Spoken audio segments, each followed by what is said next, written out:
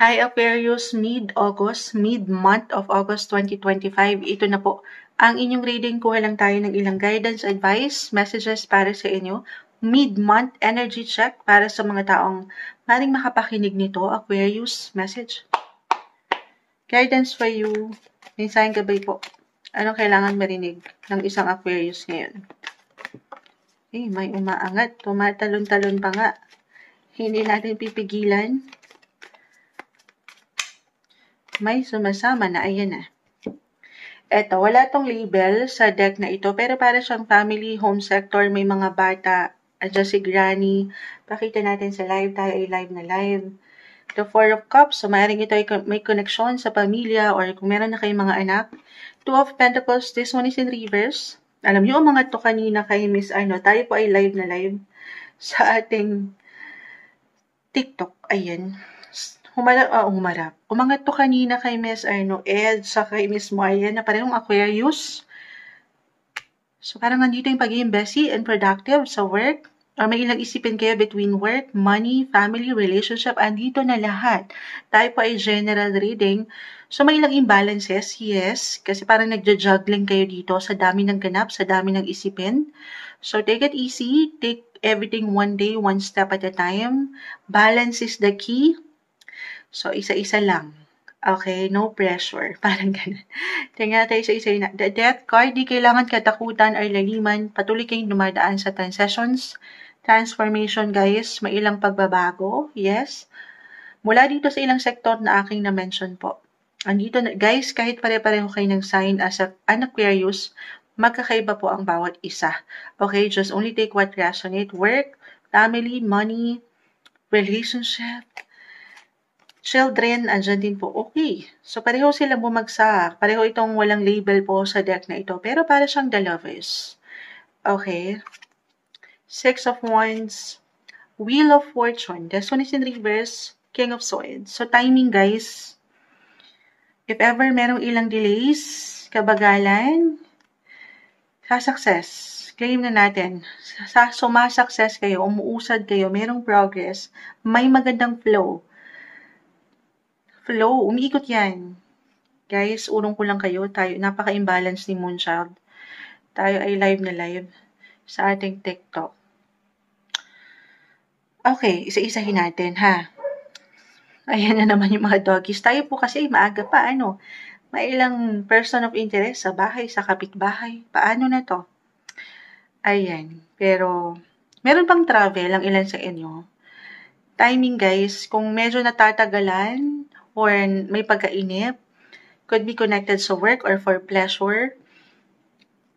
Meron, aayon, iikot, the tables will turn kasi katabing-katabi niya. King of Swords, the Six of Wands, umaangat na.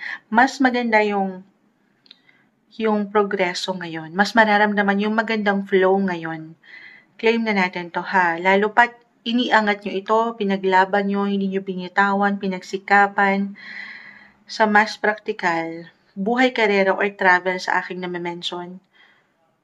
Meron ba kayong naayos, inaasikaso, travel visa, passport, documents, or anything in regards King of Swords? Hindi po isang legal advisor si Moonchild. Kung meron kayong iniaangat sa batas, ayan, legal matters, why not ipasok na natin yan? Lalo kung hindi naging magaan yung ilang bagay, wala namang labang madali.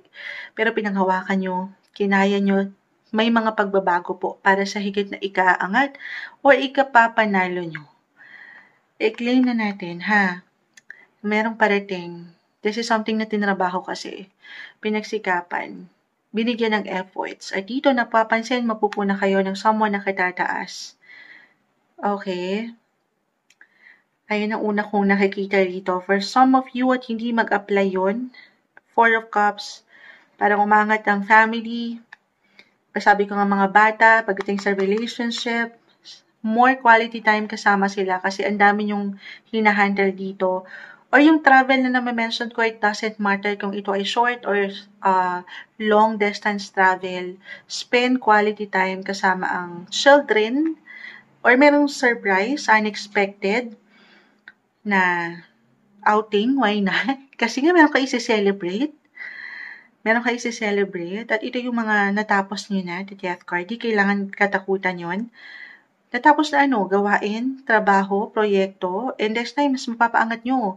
Maybe a message to relax din. Okay. As an Aquarius, very futuristic kayong mag-isip eh. Minsan napapangunahan natin yung isang bagay, hindi pa man nangyayari, andun na kayo.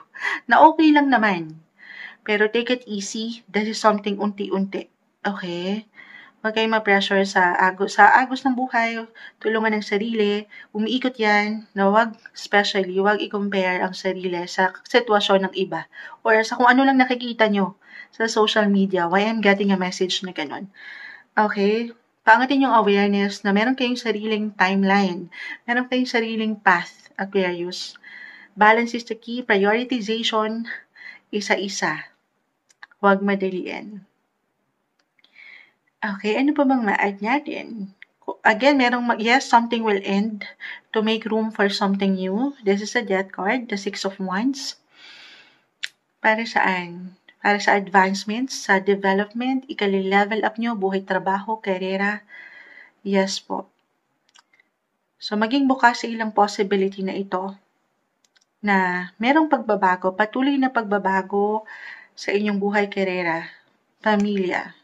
Pero at the end of the day, as long as hindi kayo naiinip, hindi kayo nagmamadali at pinagkakatiwalaan nyo lang yung process, maganda yung ating nakikita. Powerful actually. Napupuna kayo, higit kayo napupuna someone higher ups, your boss, or a client kung kayo mga